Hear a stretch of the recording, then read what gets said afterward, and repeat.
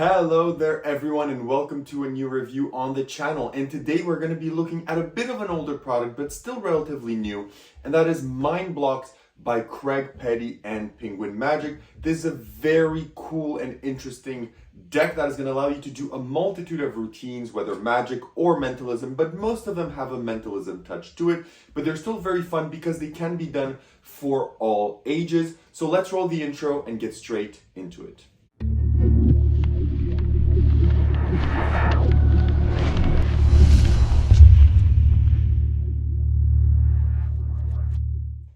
Perfect, so decide to stick around, which means you want to learn more about MindBlox. So what is MindBlox? MindBlox, in the simplest sense, is a Lego type deck of cards that will allow you to do a multitude of routines. Now, I won't be performing all of the routines for you, I will be telling you a few of them, but I will be showing you one of my favorites because it is very simple and it is very fun to do. So you would essentially introduce the deck and you could show people that it has, different cards that shows the pieces, the difficulty, and there's a small blurb on them, and you can show them a few of them and you can talk to them about them, that they're all different. Then you proceed to cut these in around half. You give half to someone, half to someone. Both people are going to shuffle their stack, so both of them will be shuffling. Then one of them is going to spread and take out their card, and then the other is going to do the same. So they are going to be spreading the cards and they are going to be taking one out. You then collect back the decks, you place everything inside, you ask them to take a look at their cards, so they're going to do that.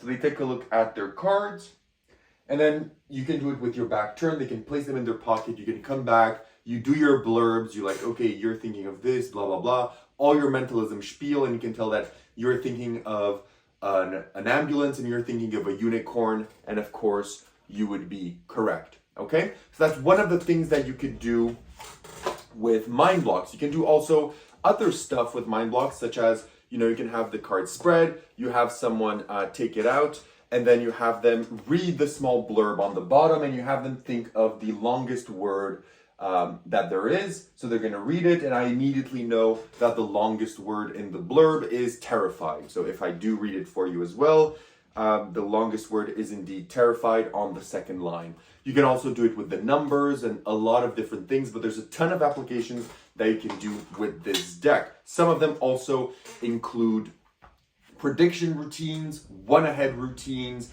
kind of transposition routines, a lot of mentalism routines where you're able to, get two speculators' thoughts. There's a lovely routine where you have an open prediction on the box, and then they name a number, and then it's going to end up to a card, and then the card that they ended up on is the card that was predicted on the box. There's a ton of really fun routines, and I like this much more than I initially thought.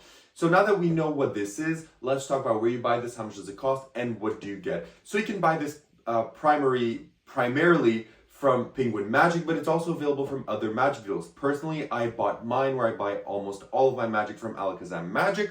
It's going to stitch back 29 USD, which is around 30, close to 40 Canadian dollars. And what you get with your purchase is this nice penguin packaging that we're all accustomed to. Inside of the flap, you're going to get your instructions, which are with Craig Petty, of course. And they're not that long, which is surprising with Craig Petty, but I do like it. I think the instructions are 2 hours-ish, which is very nice. He goes over the routines, and I think over those 2 hours, you get enough routines and enough information, more than you ever would need with this deck, because then you can imagine so many other routines by yourself with the principle that he gives you. So you're going to get a very well shot and informative tutorial, and you also get your deck, which is specially printed. It has a ton of benefits. It has markings, it has specially printed cards, it has a ton of principles. Even the box has some routines built into it that you can use. And I'm surprised by how fun this is even for adults, because as we know, Lego now has become pretty much adult marketed, more so than kid marketed. Most of the sets right now are built around things that adults would like the, from older movies, like the Shadow of Mordor movies. You can buy the huge tower, like the Millennium Falcon for really OG Star Wars fans. And the prices are also meant for adults. They're all around $600, $700, even $1,000 per set. And a lot of adults actually still enjoy and love Legos, which is very nice because you can easily talk to people about this. You can tell them, look, I'm trying to buy a gift for someone for Christmas or for their birthday. You know, I bought this deck from the Lego store. They told me it could help me choose a set for them. Let's try and choose one. You can get in presentation like that with adults as well. It's relatable, but it's also something that you could do to kids. So it's definitely something that you can also do to kids. You know, you can have some of these, you can buy small Lego figurines and you can have one of them ready as a prediction and you can maybe hand it out, whatever. You can do it to kids as well, which is nice that it applies to everyone. And I wanted to mention that because if you're like me thinking that this is just meant for kids and it's not that interesting, it is actually more than that. It can play for adults perfectly well. So now that we know this, what is the difficulty of MindBlox? Well, MindBlox has a plethora of routines and all of them are relatively easy. The cards for 90% of the routine do all the work for you. The marks are incredibly interesting, incredibly easy to read. At the start, you're going to struggle to see it, but once you know where they are, you cannot unsee them, which is very nice. So once you get prolific with the cards, as you saw with me during the performance, I was taking in the marks from far away. I wasn't even looking and I could see the marks in a glimpse of an eye as someone was taking the card out. So the marks are very well, the routines don't require many, or at all any sleight of hand. They're super easy to do, they're straightforward. The deck takes care of most of the work. You just have to routine your routines.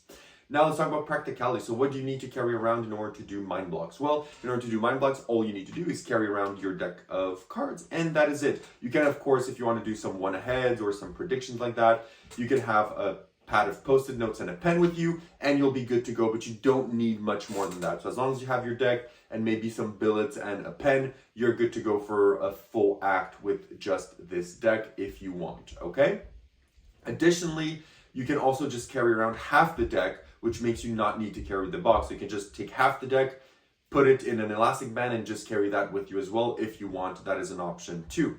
In terms of reset, the reset for all the routines except for maybe one or two is instant, because there are some routines that destroy the property of the deck. I perform only with the deck in the destroyed fashion. I don't perform it in the made up fashion. So that's also something you can do. I perform it in the fully shuffleable type fashion for the deck. So that's how I do it.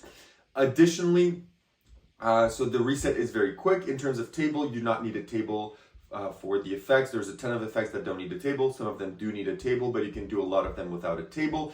In terms of angles, the angles for this are 360 degrees.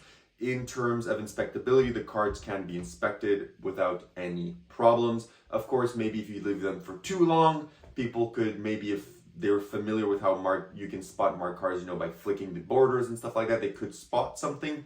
But if not, you're good to go with the markings and everything. You can let this be inspected. So where would you perform MindBlox? MindBlox is something that you can definitely perform close-up, standing, parlor, and even stage. I believe Ryland, Craig Pettison, performed this on stage on America's Got Talent, so you can definitely use this on big stages as a tool as well. So in terms of performance, you can do this pretty much wherever you would like, okay?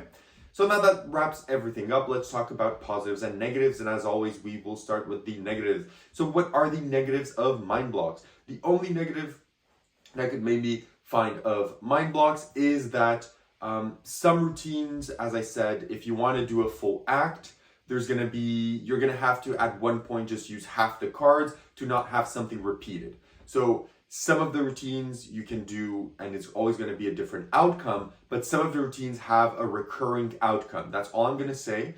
So if you are wanting to chain this from table to table or do it nonstop, you may have to resort more to the half deck performances rather than the full deck performances, because there's going to be a recurring theme throughout all of your performances. That is the only negative that I can say about MindBlox. In terms of positive, one, the tutorial is great. The cards are incredibly well produced. The markings are fantastic. The quality of everything is fantastic. The routines are super fun. The deck is super geniusly well made. It's fun to use. It applies to both adults and kids. The routines are with a mentalism spin. There's also some magic routines. It's just a complete fun project to own, and I'm happy that I actually own it because it exceeded my expectations, which I'll be honest were a bit low because I'm not a big fan of kids tricks, but this is far from being a kids trick, far from it. So having said all that, would I recommend MindBlox and what do I give it out of 10? I think I would recommend MindBlox. If you're someone that actually likes Lego as an adult, you buy this and you'll be more than happy. You'll have a blast. If you're someone that performs for kids, you'll have a blast. If you're someone that only performs for high corporate gigs and casinos and stuff like that, maybe give MindBlox a skip because it won't fit your persona. But if you're a family entertainer, a table-to-table entertainer, and you're not necessarily, just focused on a specific type of magic, I think you will not be disappointed in your purchase of MindBlox. I'm giving MindBlox by Craig Petty a 9.25 on 10. It is very, very good. So that's all I have to say. Thank you everyone for watching, and I hope to see you in my next review. Have a great one, and bye-bye.